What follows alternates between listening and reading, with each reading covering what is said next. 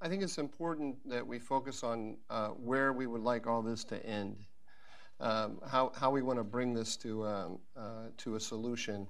And I think it's important to recognize that we were postured for catastrophic failure in northeastern Syria because we entered into an alliance with the PKK. And the YPG, the Kurdish force that we worked with on the ground, is the PKK.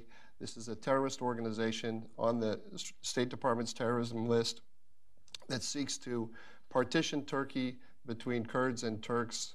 By aligning with the PKK, or actually allying with the PKK, we set ourselves on a collision course with Turkey.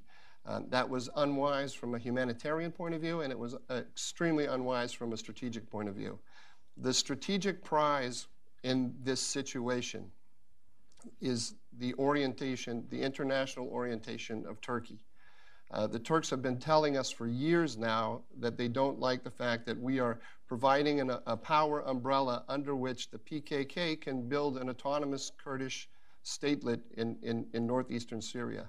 And we have effectively, time and time again, told them to sit down and shut up. We rebranded the PKK as the SDF. We brought in Arabs and Yazidis and others, as Mary Beth is saying.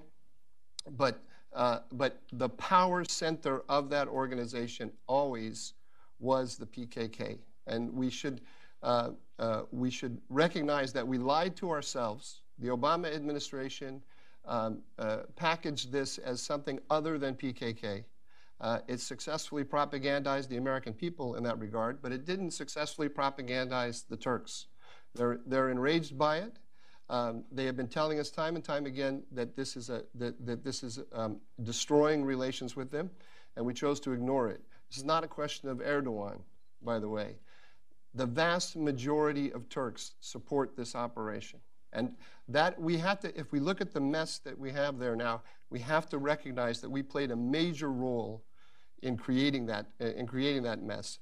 Getting out of it means we need to reestablish good ties with Ankara, productive ties for stabilizing that part of the world. If we don't have productive ties with the Turks, which means largely working on their terms, not on ours, because we had 1,000 troops there, and we are leaving. Everyone knows we're leaving sooner or later. Turkey is going to be there forever, and the Turks know this as well. So we have to work through them largely on their terms. We can have our humanitarian concerns, and we can push them aggressively. We can have differences of opinions, but it has to be within a Turkish framework rather than with some framework that we have made up as a result of where all the different little positions that we ended up with as a result of a lot of temporary tactical decisions that we made without any larger strategic understanding. We've started to talk about the Middle East without our policy in the Middle East without reference to states. We have to go back to a traditional understanding of how the world works. States are the main actors, and we need to position ourselves accordingly. The strategic prize is Turkey, and the strategic goal, when all of this settles, is that we can contain Iran.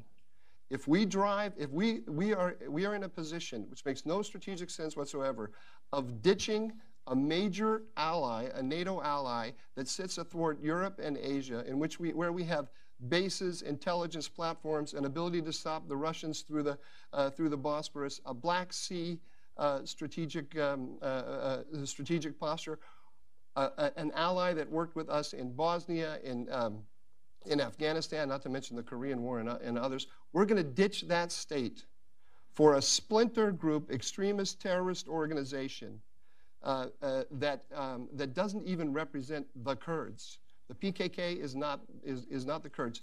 This makes no sense. We now have a bipartisan consensus in Congress to put massive sanctions on Turkey in order to save our relationship with the PKK. How did we get to this position? It makes no sense.